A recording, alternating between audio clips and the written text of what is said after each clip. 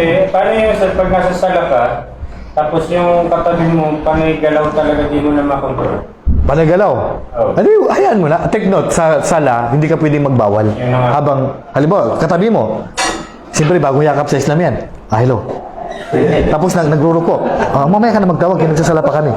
So, hindi mo siya pwedeng pagbawalan kasi nasa loob ka ng sala. Naintindihan? Patapusin mo muna ang sala. Kasi pag pinagbawalan mo yan, damay ka. Katulad din sa Friday, sa Juma. Sa Friday, bawal magsalita pag nag-start ng makhutba. Tignot, tandaan nyo yan ha. Pag nag-start na sa lahat ng nanonood, kasi minsan hindi pa nawawala to. Nagmamaritis pa rin kahit nagkukhutba. Subhanallah, tandaan ninyo. Idha qulta li sahibika ansit wal imamu yakhtub yawm al-jum'ati faqad laghawt. Kapag sinabi mo sa katabi mo, "Oy, tumigil ka diyan, pati ikaw." Damay. Kaya dapat huwag mong pagbawalan. Kaya pag nag-start ang khatib o nagkukhutbang magkhutba, bawal lang magsalita. Katulad din sa sala, pag nag-start ng magsala, bawal lang magsalita.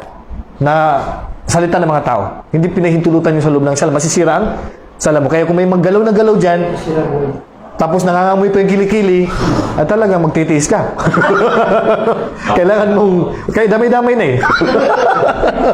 So, kailangan mong magsabar. Dahil payuhan mo na lang, pagkatapos. Yung mga Saudi, may mga nagaganyan po. Nakikita niyo ba yun? Hindi ko nga alam. Meron pong mga... Paano kung papayuhan siya, halimbawa, namoy mo paano mo papayuhan? Alam nga sabihin mo, yung kilikili mo. Sira din sala mo. Papayuhan na hindi masakit. Pero ang gawin mo na lang, para hindi masaktan. O di next week, bilihan mo Rexona. Sabihin mo sa kanya, regalo ko. Sabi niya, para saan? Dito. Minsan yun, amoy yung sipa. Ganun talaga. Eh di, pinagsigarilyo rin siguro yun. So may naalala kung ano ba, sabi na, paano daw hindi masasaktan yung maitim ang kilikili? Nasasabihin mo sa kanyang, hindi daw masasaktan. Sabi ko, paano nga ba? Puntahan mo daw siya, sabihin mo sa kanya, ano ba yung gamit mong roll-on? Kiwi?